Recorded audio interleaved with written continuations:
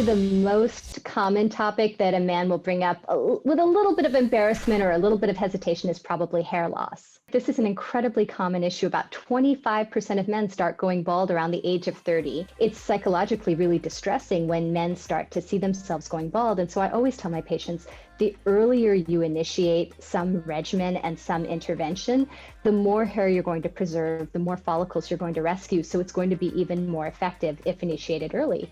And the good news is for both hair loss as well as for genetic pattern baldness, we do have medications that are really effective.